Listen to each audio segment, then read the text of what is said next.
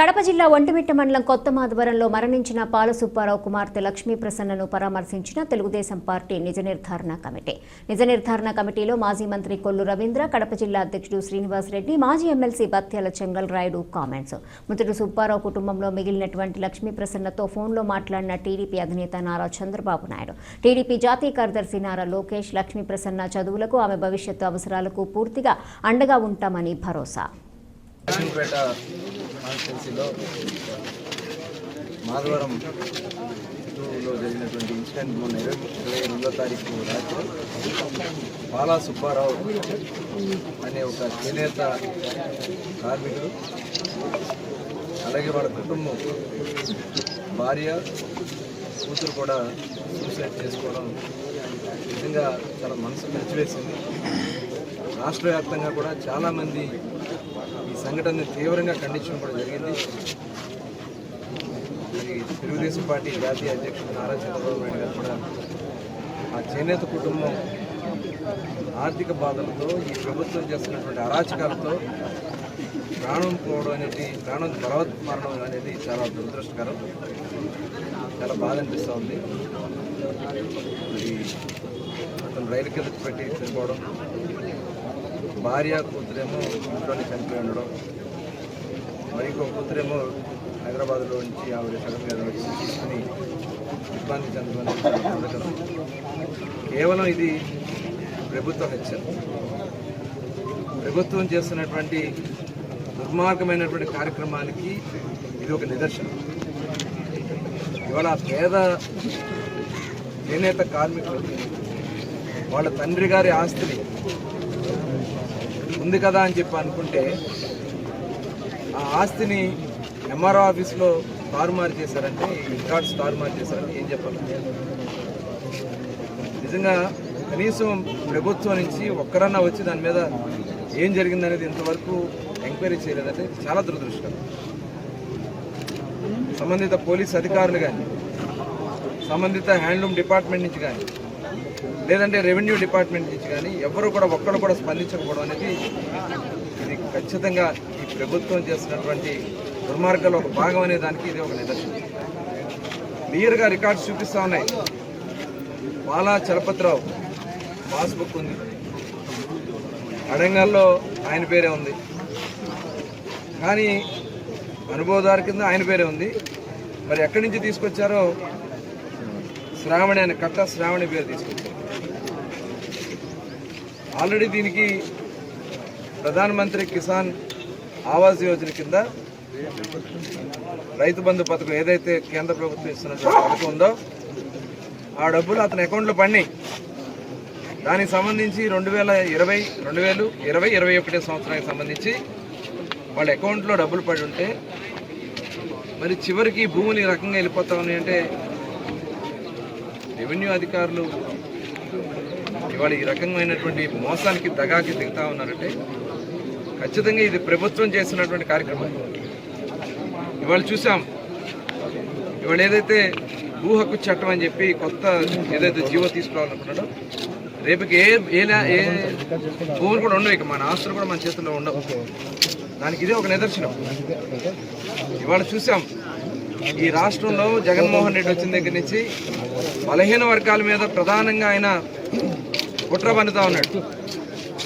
చూసాం ప్రొద్దుటూరులో నందం సుబ్బయ్య ఒక చేనేత వర్గానికి చెందినటువంటి వ్యక్తిని అతి కిరాతకంగా దారుణంగా హత్య చేస్తూ ఉంటే, అధికారుల సమక్షంలో జరుగుతూ ఉంటే కనీసం దగ్గరికి చనిపోయినటువంటి ఆ శవం దగ్గర కూడా ఎవరిని రానివ్వకుండా, అంత్యక్రియల్లో కూడా పాల్గొనకుండా చేయాలని కుట్ర చేయడం అనేది ఒకసారి మనం అందరూ కూడా ఆలోచించాల్సినటువంటి విషయం. ఇదే ఈ రకంగా దాదాపు వందలాది మందిని ఈ రాష్ట్రంలో పొట్టన పెట్టుకున్నారు. ఇవాళ ఈ పేద కుటుంబం దిక్కు లేకుండా అయిపోయింది. వాళ్ళ కుమార్తె లక్ష్మీ ప్రసన్న, ఆ కుటుంబానికి ఎవరు దిక్కు? ఇవాళ ఆస్తుల కోసం ఈ రకంగా కార్యక్రమాలు చేయడం అనేది మేము చూస్తూ దానికోసం నిన్న చంద్రబాబు నాయుడు గారు ఇమీడియట్గా మమ్మల్ని అందరూ కూడా వెళ్ళమని చెప్పడం జరిగింది. ఆల్రెడీ ఫోన్లో కూడా చంద్రబాబు నాయుడు గారు మాట్లాడారు. ఆ కుటుంబానికి, అమ్మాయికి ఒక ధైర్యాన్ని, భరోసా ఇచ్చారు. ఆ అమ్మాయి ఎంత చదువుకుంటే అంత చదువుకునే వరకు, అమ్మాయి జీవితంలో సెటిల్ అయ్యే వరకు తెలుగుదేశం పార్టీ అండగా ఉంటుందని చెప్పి ఆ కుటుంబానికి హామీ ఇవ్వడం కూడా జరిగింది. అలాగే ఇప్పుడే లోకేష్ గారు మాట్లాడారు, మరి ఆ బిడ్డకి ఏది కావాలో మీరు మాట్లాడండి. ఆయన ఫోన్లో కూడా అమ్మాయికి ధైర్యం ఇచ్చి మొత్తం నేను చూసుకుంటాను, స్వయంగా నీ చదువు గురించి కానీ నీ ఉద్యోగం గురించి కానీ తిరిగి మళ్ళీ ఏదైతే 3 ఎకరాల 10 సెంట్లు ఇవాళ వీళ్ళు కబ్జాలో చేశారో మీ భూమిని తిరిగి మళ్ళీ మీకు రికార్డ్స్తో సహా అప్పచెప్తానని చెప్పి కూడా లోకేష్ గారు వారికి హామీ ఇవ్వడం జరిగింది. అదే కాదు, వాళ్ళకి ఏ ఆర్థిక సహాయం కావాలో మీరు అడగండి అని చెప్తే ఆ అమ్మాయి నాకు ఒక భరోసా కావాలని చెప్పంటే పెద్దలందరూ కూడా మేము నిర్ణయించి ఆ అమ్మాయికి ఎక్స్గ్రేషియా కింద 10 లక్షల రూపాయలు ఆ కుటుంబానికి ఇవ్వడానికి కూడా ఈరోజు నిర్ణయించుకోవడం జరిగిందని కూడా తెలియజేస్తాను. ఇదే కాదు, ఇలాంటి సంఘటన పునరావృతం కాకుండా చూడాల్సినటువంటి అవసరం ఉంది. ఇవాళ చేనేత కార్మికులు చాలామంది ఈ రాష్ట్రంలో పనులు లేక పస్తులుంటూ ఈరోజు మొత్తం కూడా వ్యవస్థని నిర్వీర్యం చేశారు. ఇవాళ చేనేతకి ఏదో భరోసా ఇస్తామని చెప్పి ముఖ్యమంత్రి గారు కొంత 23,000 రూపాయలు ఇస్తాము. ఇవాళ రాష్ట్రంలో ఎంతమంది చేనేత కార్మికులు ఉన్నారు? మీరు ఇచ్చేది ఎంతమందికి? ఇవాళ వాళ్ళు పని చేసుకోగలిగితే వాళ్ళు నేత వృత్తి కానీ కరెక్ట్గా చేసుకుని వాళ్ళు కానీ మార్కెటింగ్ చేసుకుంటే ఒక్కొక్కరు నెలకి 1,00,000 రూపాయలు సంపాదిస్తారు. అలాంటిది మొత్తం కూడా నిర్వీర్యం చేశారు. కేంద్ర ప్రభుత్వం నుంచి రావాల్సినటువంటి క్లస్టర్ విధానాన్ని మొత్తం కూడా పక్కదారి పట్టించారు. గతంలో మేము యాన్ సబ్సిడీ కింద ఇన్సూరెన్స్ అని రిబేట్ అని రకరకాలుగా వాళ్ళకి ప్రభుత్వం నుంచి అందించాం. ఇవాళ అవన్నీ కూడా నిర్వీర్యం చేశారు. అదేవిధంగా ఆపుకొని ఇవాళ అటకెక్కించాడు ఈ ముఖ్యమంత్రి జగన్మోహన్ రెడ్డి.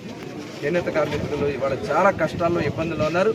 ఖచ్చితంగా రేపు తెలుగుదేశం ప్రభుత్వం చేనేత కార్మికుల కోసం ఒక ప్రత్యేక కార్యక్రమాన్ని తీసుకున్నాం. ఇవాళ అదే మన బీసీ డిక్లరేషన్ ఇవ్వడం జరిగింది.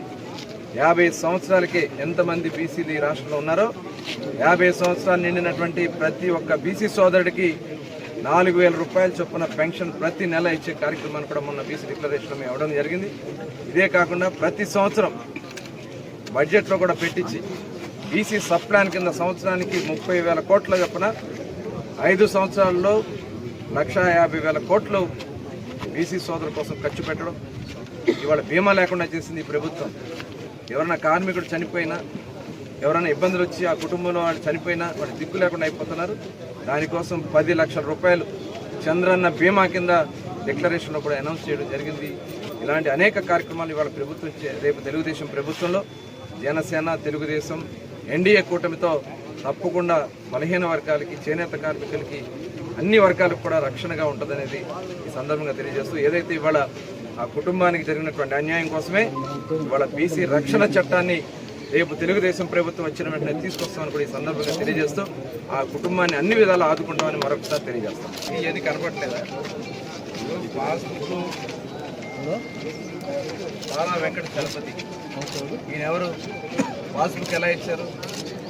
ఎవరిచ్చారు ఇది? అలాగే అరంగంలో పేరుంది, అలాగే రైతు బంధు పథకం కింద డబ్బులు ఇచ్చారు. అంటే ఇవన్నీ లేకుండా మీరు ఇచ్చేస్తారా అధికారులు? తహసీల్దార్ దీంట్లో బాధ్యులు కారా? ఇవన్నీ చాలా దుర్మార్గం. ఇదిగోండి, రైతు బంధు కింద వాళ్ళ అకౌంట్లో పడినటువంటి డబ్బులు వివరాలు క్లియర్గా ఉన్నాయి. ఇవాళ అధికారులు ఇవాళ ఎవరైతే వైఎస్ఆర్ పార్టీకి జగన్మోహన్ రెడ్డికి అనుకూలంగా మాట్లాడితే వాళ్ళకి ఏదో పబ్బం గడిచిపోతుందని అనుకుంటా ఉన్నారు. ఎవరిని వదలం, ఏ అధికారిని వదలం. ఈ రాష్ట్రంలో కాదు, ఈ ప్రపంచంలో ఎక్కడ దాక్కున్నా తీసుకొచ్చి ప్రజల ముందు నిలబెడతాం. ఇవాళ డిఎస్పీ గారు మాట్లాడుతూ ఉన్నాడు, ఒక వ్యక్తి చనిపోతే కనీసం జాలీదయ కూడా మీకు లేదా? ఇంకా పైగా మీరు క్రికెట్ బెట్టింగ్లు ఆడుకుని అప్పులు పాలైపోయి వ్యసనాలతో చనిపోయాడని చెప్పి మీరు మాట్లాడుతూ ఉన్నారంటే ఎందుకంటే సిగ్గుచేటు ఇంకోటి ఉంటుందా? ఒక బాధ్యత కలిగినటువంటి డిఎస్పీ మాట్లాడుతున్నటువంటి మాటలేనా? మీరు ఎంక్వైరీ చేశారా? కనీసం ఆ ఇంటికి వచ్చారా మీరు? ఇవాళ ఆ వ్యక్తి మానసిక వ్యాధితో మానసికంగా డిప్రెషన్లోకి వెళ్ళిపోయి చనిపోయాడా, లేదు అతనికి ఎవరైనా హత్య చేశారా? ఎందుకని మీరు ఇంతవరకు ఎంక్వైరీ చేయలే? ఇవాళ కనీసం వచ్చి ఆ ఇంట్లోకి వచ్చి ఆ డెడ్ బాడీలో ఉన్నటువంటి పరిస్థితుల్లో ఏమైనా గాయాలు ఉన్నాయా ఏమనేది ఏమన్నా రాశారా? ఇవన్నీ కూడా చాలా అనుమానాలు ఉన్నాయి. ఇదే కాదు, ఈ రాష్ట్రంలో కొంతమంది అధికారులు అందరినీ అడుగులకు మడుగులు వచ్చారు. జగన్మోహన్ రెడ్డికి చాలామందిని అతి దారుణంగా కిరాతకంగా హత్యలు చేశారు. మొత్తం దాదాపు ఈ రాష్ట్రంలో ఒక 100 మంది బీసీలను హత్య చేశారు. ఒక ఎమ్మెల్సీ సుబ్రహ్మణ్యం అనే డ్రైవర్ని, ఒక దళిత డ్రైవర్ని హత్య చేసి డోర్ డెలివరీ ఇచ్చారు ఈ రాష్ట్రం. అనంతబాబు అనే ఎమ్మెల్సీ ఎక్కడో పోతా ఉంది. మాస్క్ అడిగిన పాపానికి డాక్టర్ సుధాకర్ని అతి కిరాతనంగా మరి అతన్ని మానసికంగా హింసించి చంపేశారు. అబ్దుల్ సలాం నంద్యాలలో పోలీసుల వేధింపులు, వైఎస్ఆర్ పార్టీ వేధింపులు భరించలేక కుటుంబం మొత్తం కూడా ఒక ముస్లిం సోదరుడు రైలు కింద తలపెట్టి చనిపోయాడంటే, ఆ కుటుంబం అంతా 5 కుటుంబ సభ్యులు చనిపోయారంటే ఏంటి రాష్ట్రంలో జరిగింది? మిస్బా అనే ఒక 10th క్లాస్ విద్యార్థిని స్కూల్ ఫస్ట్ వస్తుందని చెప్పి వాళ్ళ పిల్లలకి స్కూల్ ఫస్ట్ రావాలని చెప్పి అమ్మాయి టీసీ ఇచ్చేస్తే అవమానంతో అమ్మాయి ఆత్మహత్య చేస్తుంది. అమర్నాథ్ గౌడ్ అనే ఒక బీసీ గౌడ సామాజిక వర్గం చెందినటువంటి బిడ్డని తల్లిని అక్కని ఏడిపిస్తున్నారని చెప్పినందుకు పెట్రోల్ పోసి అతి కిరాతకంగా హత్య చేశారు. ఇవాళ చూస్తే పాలా సుబ్బారావు, ఇవాళ ఇది ప్రభుత్వ హత్య, 100% ఇది ప్రభుత్వ హత్యే. ఇవాళ కనీసం ఒక్క అధికారి కూడా వచ్చి వాళ్ళు సంప్రదించకుండా ఇవాళ ఈ రకమైనటువంటి డబ్బులకు లొంగుతా ఉన్నారో లేకపోతే అధికారానికి ఇవాళ మడుగులెత్తుతా ఉన్నారో, పోస్టింగ్లు ఇచ్చారని ఖచ్చితంగా ఎవరిని కూడా వదిలే సమస్య లేదు. ఒళ్ళు దగ్గర పెట్టుకుని పనిచేయాలా. ఆ కుటుంబానికి అండగా ఆంధ్ర రాష్ట్రంలో ఉన్నటువంటి ప్రతి ఒక్క సోదరుడు, ఒక చేనేత వర్గాలే కాదు, ఈ రాష్ట్రంలో ఉన్నటువంటి బీసీ వర్గాలన్నీ కూడా ఆ కుటుంబానికి తోడుగా ఉన్నాయనే విషయాన్ని కూడా ఈ సందర్భంగా తెలియజేస్తా ఉన్నాను. ఎవరిని కూడా వదిలిపెట్టాలని కూడా తెలియజేస్తాను. పార్టీ పెద్దలు కొల్లు రవీంద్ర గారు, శ్రీనివాస రెడ్డి అన్న మరియు చెప్పినట్లుగా రికార్డులు ట్యాంపరింగ్ జరిగినాయి. అది వాస్తవము. దానివల్ల పేద కుటుంబం ఆత్మహత్యలు చేసుకొని ఇవాళ లక్ష్మీ ప్రసన్న ఒంటరిగా నిలబడింది. ఈ సమయంలో ఏమాత్రం బాధ్యత ఉన్నటువంటి ప్రభుత్వం అయినా కానీ వెంటనే స్పందించి ఆ కుటుంబానికి అండదండగా ఉండడానికి ఏ ప్రభుత్వ అధికారి కానీ ప్రభుత్వం తరఫున ఇంటి దరిదాపులకు రాలేదు. గొప్పగా చెప్తున్నాం, మేము సచివాలయ వ్యవస్థ తెచ్చినాము, లోకల్ గవర్నెన్స్ పెంచినాము, మాకు వాలంటీర్లు ఉన్నారు, మాది పేదల ప్రభుత్వము అంటూ కథలు చెప్పడం కాదు. ఇవాళ ఈ సంఘటన ద్వారా సాక్షిభూతంగా నిలబడింది. ఈ ప్రభుత్వం కేవలం మాటలకు తప్ప చేతలు కాదు అనేటువంటి. సరే, ఈ కుటుంబానికి అండగా ఉండవలసినటువంటి అధికారులు కూడా ఈ ఇన్సిడెంట్ జరగడానికి వాళ్ళ వ్యక్తిగత కారణాలని చెప్పి మరింత క్షోభకు గురి చేస్తున్నటువంటి విషయాన్ని కూడా మీరందరూ గమనించారు. వాళ్ళకు అండగా ఉండవలసినటువంటి ప్రభుత్వం మరింత వాళ్ళని క్షోభకు గురి చేసి ఆ విధంగా హింసిస్తూ ఉన్నటువంటి ఈ ప్రభుత్వాన్ని పేద ప్రజలకు ఎవరు కూడా నమ్మడం లేదు. 45 రోజులు ఎప్పుడెప్పుడు గడుస్తాయా, ఈ ఎన్నికలు ఎప్పుడు వస్తాయా, ఈ దరిద్రాన్ని ఎప్పుడు వదులుకోవాలనేటువంటి దాంతో అందరూ కూడా ఎదురు చూస్తున్నారు.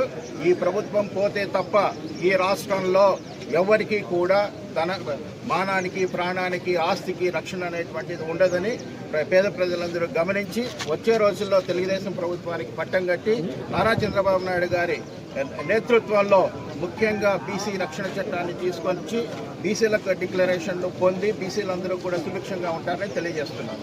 స్టడీ చేయడం జరిగింది. ఇక్కడ రికార్డు ట్యాంపరింగ్ జరిగినటువంటి విషయాన్ని గుర్తించాం. ఎప్పుడైతే 2020-21లో కేంద్రం ఇచ్చినటువంటి ఇది మన భూమికి పడిన తర్వాత ఈ భూమి మంది అనేటువంటి విషయం నాకు తెలిసినా కూడా ఇది మా భూమి అని చెప్పేసి వాళ్ళు ముందుకు వస్తే తాను చేసినటువంటి చిన్న అప్పులు కలుసుకునేదానికి, దాని భూమి అమ్మేదానికి ప్రయత్నం చేస్తే ఆయన ఇచ్చినటువంటి సూసైడ్ నోట్లో అలాంటి స్టేట్మెంట్ ఇచ్చినప్పుడు చిన్న అప్పులు కూడా ఇలాంటి కమిట్మెంట్ జరుగుతారనే అనుమానం. దానికి డిఎస్పీ గారు దాదాపు 50 లక్షల రూపాయలు బాకీ ఉంటారు, 50 లక్షల రూపాయలు అప్పులు కట్టుకోలేక సూసైడ్ చేస్తున్నారని చెప్పేసి స్టేట్మెంట్ చాలా ఎక్కడ కూడా రెవెన్యూ రికార్డ్స్ ప్రకారం ట్యాంపరింగ్ జరిగిన రికార్డు. ఎంత పెద్ద అధికారి అయినా సరే ట్యాంపర్ చేసినటువంటి అధికారిని ఉద్యోగం నుంచి డిస్మిస్ చేయాలి, పర్మనెంట్గా తొలగించాలని చెప్పి తెలుగుదేశం పార్టీ. అదేవిధంగా ఇంకా 10-15 మంది ఇప్పుడే రికార్డు అంతా చూపించారు. వాళ్ళ రికార్డు కూడా తారుమారు చేసేస్తున్నారని దాదాపు 900 ఎకరాలకు రికార్డులన్నీ ట్యాంపరింగ్ చేసి పెట్టున్నారని ఒక్కొక్కటే బయటకు వస్తున్నాయి. దీని మీద మరో ఎంక్వైరీ చేయించాలి. ఇప్పుడు చేయలేకపోయిన ఈ ప్రభుత్వం కడప జిల్లాలో ముఖ్యమంత్రి గారి సొంత జిల్లాలో ఒక బలహీన వర్గం కుటుంబం సూసైడ్ చేసుకుందంటే ప్రతి ఒక్కరి మనసు కలిచివేసే సంఘటన ఇది. తల్లి తండ్రి ఇద్దరు అమ్మాయిలు కుటుంబం ఉంటే తల్లి తండ్రి ఒక అమ్మాయి చనిపోయిన తర్వాత ఒకటే కూతురు మిగిలిపోవడం కుటుంబంలో ప్రతి ఒక్కరికి కూడా కలిసిపోయే విధంగా ప్రతి ఒక్కరు కూడా బాధపడే పరిస్థితి. అమ్మాయిని చూస్తే కడుపు తరుక్కుపోతూ ఉంది. ప్రభుత్వ వేధింపులు, తన ఆస్తి కోసం తాను పోరాడుతూ ఉంటే ప్రభుత్వం నుంచి వేధింపులు. ఈ ప్రభుత్వంలో పేదవాడి బడుగు బలహీన వర్గాల భూములకు కబ్జాల నిలయం అయిపోయింది వైఎస్ఆర్ కాంగ్రెస్ ప్రభుత్వం. మన భూమే మనం వేరేవాడు కబ్జా చేసే పరిస్థితికి వచ్చిందంటే ఎక్కడ చూసినా రాష్ట్రంలో ఇదే జరుగుతూ ఉంది. బలహీన వర్గాల మీద, మైనారిటీ వర్గాల మీద, ఎస్సీ వర్గాల మీద వాళ్ళ ఆస్తులు కాజేయడం, కబ్జాలు చేయడం, వేధింపులకు గురి చేయడం, ప్రభుత్వమే హత్యలు చేయడం. ప్రొద్దుటూరులో చూసిన నందం సుబ్బయ్య హత్య అయితే ఏమి, ఇటువంటి ఆత్మహత్యలు అంటే ప్రభుత్వ వేధింపులతో బలవన్మర్మాలకు పాల్పడుతున్నారు. వేధింపులు తట్టుకోలేక ఈరోజు ఆ వ్యక్తి చనిపోయాడంటే ఇది ప్రభుత్వ హత్య తప్ప మరొకటి కాదు. అందుకే తెలుగుదేశం పార్టీ డెలిగేషన్ అంతా చంద్రబాబు నాయుడు గారు పంపించారు. కొల్లు రవీంద్ర మాజీ మంత్రి గారు, ఇన్ఛార్జ్ నియోజకవర్గ చెంగలరాయుడు గారు, జిల్లా పార్టీ అధ్యక్షుడు రాజు గారు, అదేవిధంగా ఉమ్మడి జిల్లా నుంచి తెలుగుదేశం పార్టీ నాయకులందరూ వచ్చి వాళ్ళకు భరోసా ఇవ్వడం, చంద్రబాబు నాయుడు గారు, లోకేష్ గారు స్వయంగా వారితో మాట్లాడటం, పార్టీ నుంచి 10 లక్షల రూపాయలు వాళ్ళకి ఎక్స్గ్రేషియా, వాళ్ళు సెటిల్ అయ్యే వరకు కూడా చదువులకు పార్టీ బాధ్యత తీసుకుంటుంది. ప్రభుత్వం వచ్చిన తర్వాత వాళ్ళకు ఖచ్చితంగా ప్రభుత్వం నుంచి ఉద్యోగం ఇప్పిస్తానని కూడా చంద్రబాబు నాయుడు గారు హామీ ఇచ్చారు. ఇప్పటికీ కూడా బలహీన వర్గాలకు, బీసీలకు తెలుగుదేశం పార్టీ అండగా ఉంటుందనే దానికి ఈరోజు మేమందరం వచ్చి చెప్పడం ఒక నిదర్శనం. ఇటువంటి భవిష్యత్తులో జరగకూడదు. అందుకే ఈ ప్రభుత్వం పోతే తప్ప పేదవాడు సంతోషంగా ఉండడు. ఈ ప్రభుత్వం పోవాలా. ఈ ప్రభుత్వంలోనే ఈ 5 సంవత్సరాల్లోనే అత్యధిక వేధింపులు జరిగినాయి. నంద్యాల అబ్దుల్ సలాం రైలు కింద పడ్డం చూసాం, ప్రొద్దుటూరులో నందం సుబ్బయ్య హత్యను చూసాం, ఈరోజు ఈ ఆత్మహత్యను చూస్తున్నాం. ఇది ఆత్మహత్య కాదు, ప్రభుత్వ హత్య. ఇది ఖచ్చితంగా దీని మీద ఎన్నికలైన తర్వాత తెలుగుదేశం పార్టీ అధికారంలోకి వస్తే ఈ ఆత్మహత్యనా ఇది ఏంటి అనేది పూర్తి స్థాయి దర్యాప్తు ఇప్పుడు కూడా జరగాలని చెప్పి డిమాండ్ చేస్తూ ఎన్నికల తర్వాత ఆ దర్యాప్తును పూర్తి స్థాయిలో జరిపించే అధికారం కూడా మేము తీసుకుంటామని చెప్పి ఆ కుటుంబానికి న్యాయం చేస్తామని చెప్పి సందర్భంగా తెలియజేస్తాం. నమస్కారం. ఇప్పుడే నేను ఇక్కడ మా బంధువులతో విచారణ చేస్తే తెలిసింది ఏంటంటే ఆయన 3.5 లక్షలు అప్పు చేశాడు. ఇంటి మీద ఆయకం పెట్టి అప్పు చేశాడు. ఆ 3.5 లక్షల అప్పు దేనికి చేశాడు? రెవెన్యూ డిపార్ట్మెంట్లో లంచాలు ఇవ్వడానికి అప్పు చేశాడు. 4 సంవత్సరాల నుంచి తిరుగుతున్నాడు ఈ సమస్య పరిష్కారం చేసుకోవడానికి. 3.5 లక్షలు లంచాలు ఇచ్చినా పని కాలేదు. కొద్దిమంది ఇంకా అనుమానం కూడా వ్యక్తం చేశారు, ఇది హోమిసైడా సూయిసైడ్ అని కూడా అంటున్నారు. మేము మా చేనేత కుల సంఘాల తరఫున మేమందరం మాట్లాడుకొని ఆ 3.5 లక్షలు మా సంఘాలు ఇస్తాయి, నా తరఫున నేను 1 లక్ష రూపాయలు ఇస్తాను, వీళ్ళకి అండగా ఉంటాను. ఇంకోటి ముఖ్యంగా చెప్పేది, నేను మొన్నటి వరకు వైఎస్ఆర్సీపీ పార్టీలో ఎంపీగా ఉన్నా. ఇంకా ఇప్పుడు అయిపోయింది టెన్యూర్ అని చెప్పి నేను బయటకు వచ్చా, టీడీపీలో జాయిన్ అయ్యా. నందం సుబ్బయ్య నా అన్న, నా కజిన్ బ్రదర్, ప్రొద్దుటూరు. ఆయన చనిపోయినప్పుడు నా నోటి నుంచి ఒక మాట రాలేకపోయింది. ఎందుకు రాలేదు మీరు అర్థం చేసుకోండి. అక్కడ ఉంటే ఎవరు ఒక మాట మాట్లాడడానికి వీల్లేదు, మాట్లాడితే అరాచకమే. కనీసం ఈ రోజైనా నేను మాట్లాడకపోతే నా పదవికి నా జీవితానికి అర్థం ఉండదని చెప్పేసి ఈరోజు మాట్లాడుతున్నా. ఆ నందం సుబ్బయ్య వాడు సంఘ సేవకుడు, ఉన్న ఆస్తులను నమ్ముకొని మా సంఘాలకు పనిచేశాడు ఆయన. సో ఈ అరాచకాలు తగ్గాల్సిందే. దయచేసి యావత్ ఆంధ్రదేశంలో ఉన్న 30 లక్షల చేనేత కుటుంబాల వాళ్ళు ఒకసారి తీవ్రంగా ఆలోచన చేయండి.